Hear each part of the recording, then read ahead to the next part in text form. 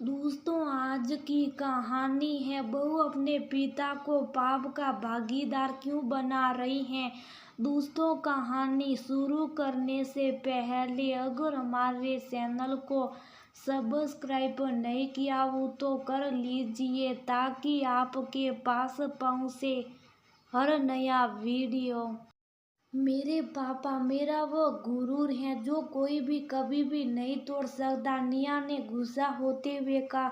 आज प्रकाश जी की सीधी सादी गऊ जैसी लड़की को अचानक ना जाने कहां से अपने पापा को देख हिम्मत, सांस, बुलंद हौसला, निडरता की वो शक्ति आ गई जो पापा उसे निराशा के वक्त दिया करते थे। माँ जी, आपको जो कहना आप मुझसे कहिए, मगर मेरे पापा से नहीं।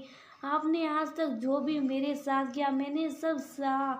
आप अमित के सामने कुछ और बनती हैं और अकेले में कुछ और, यहाँ तक कि आपने सभी काम वालों को भी घर से निकाल दिया क्योंकि अब आपके पास फ्री की काम वाली आ गई। मैंने अब तक चुपचाप सहन किया मगर मेरे पापा के लिए मैं एक शब्द नहीं सुनूंगी। उन्होंने आज तक मेरी परवरिश में कोई कमी नहीं छोड़ी।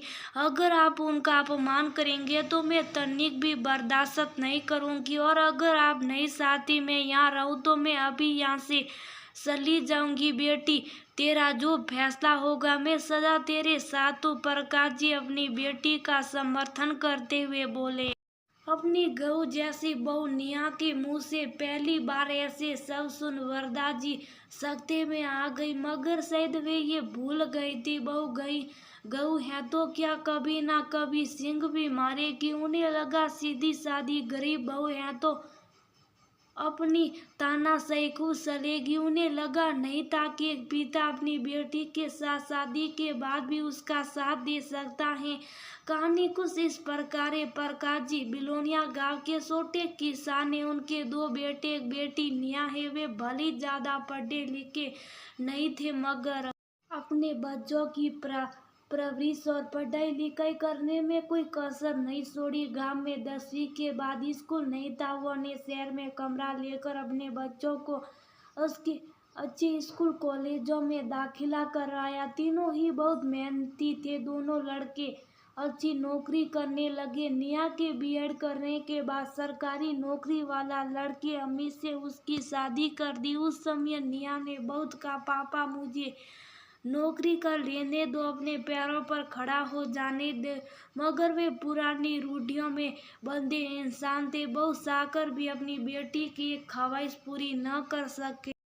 खानदान के दबाव में आकर उन्होंने अच्छा घर वर देकर उसे ब्याह दिया। निया भी बहुत खुश थी। शादी के बाद जब भी घर आई बच्ची के चेहरे पर मुस्कान देख पिता की कलेजे को ठंडक पड़ती। वह सोचती भली बच्ची की एक ख्वाहिश पूरी न कर पाया मगर उसे ऐसा दामाद तो मिला जो उसकी हर ख्वाहिशों को जरूर पूरा करेगा। शादी के 2 महीनों बाद प्रकाश जी खाद बीज खरीदने के लिए शहर पहुंचे थे। उनका बड़ा मन हुआ अपनी लाडली बेटी निया से मिलने का, इसलिए खेतों में लगे खरबूज, तरबूज, ककड़ी, आम, इमली से भरी बोरी लेकर उसके ससुराल पहुंचे। वहां अपनी फूल सी बिटिया को पोसा लगाते हुए देख हके बके रह गए। अरे बेटी, तू ये सब काम क्यों कर रही है? तेरे घर में तो कितने नौकर चाकर। अपने पिता को अचानक आया हुआ देख निया सक पका गई। पापा आप आइए, अंदर आइए। आप भी ना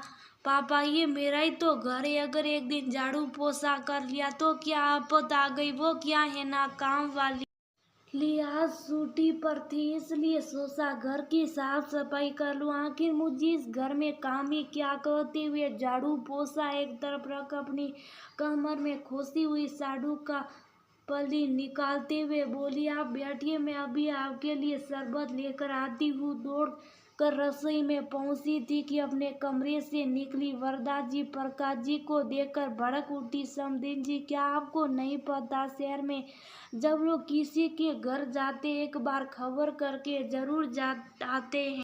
तब प्रकाश जी बोले, समधन जी ना राम राम ना दुआ सलाम।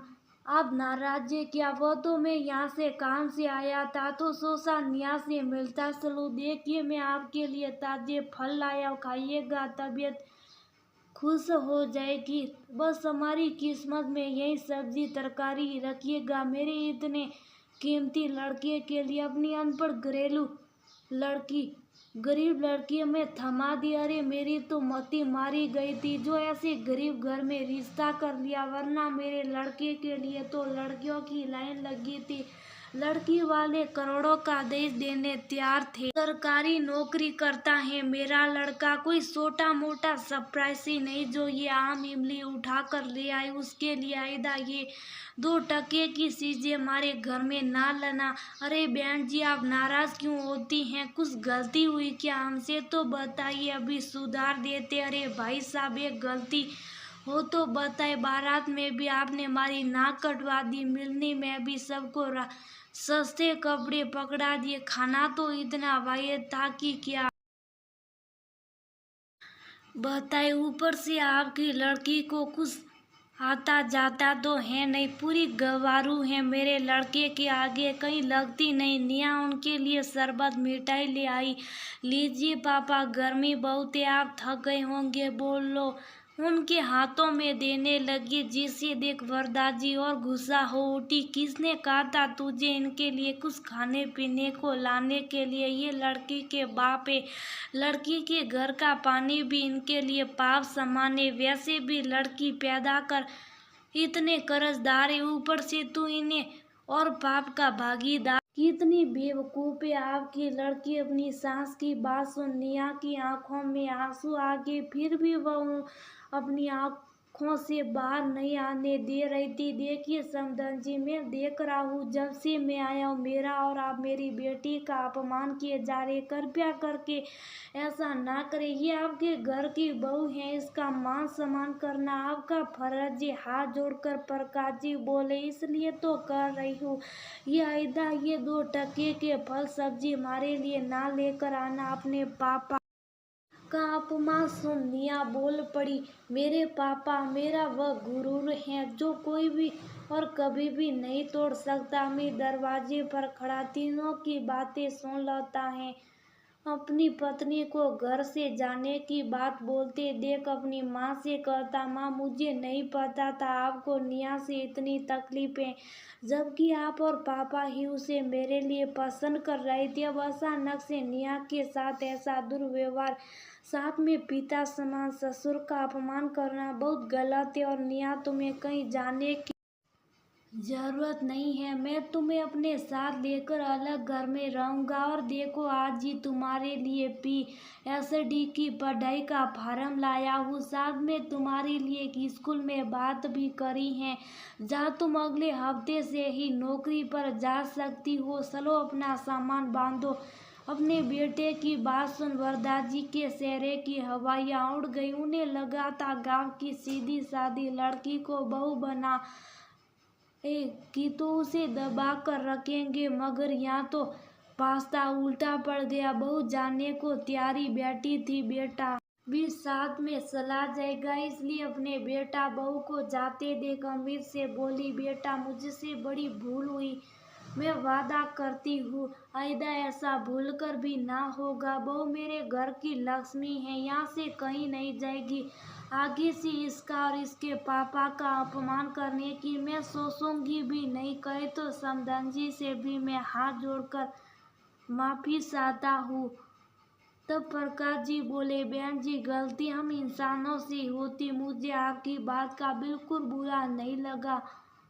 बस आप मेरी प्यारी बिटिया का एक माँ बनकर ध्यान रखिएगा, इतना ही चाहता हूँ। और अगर आप कहीं भी तो आगे से मैं घास से कुछ भी नहीं लाऊंगा, हमेशा यहाँ खबर कर ही आया करूँगा। नहीं नहीं समधन जी कैसी बात करते, आप ही का घर है, आप सब सही आ सकते और आप जो लाएंगे हम खुशी से स्वीकार करेंगे। वरदाज जी उन्हें शरबत मिठाई खाने का आग्रह करते हुए बोले, पिता बेटी का गुरूर होता है तो एक बेटी भी पिता का गुरूर होती है, जिसे वह किसी भी हालत में कम होते हुए नहीं देख सकती, जिसके लिए वह पूरी दुनिया से लड़ जाती।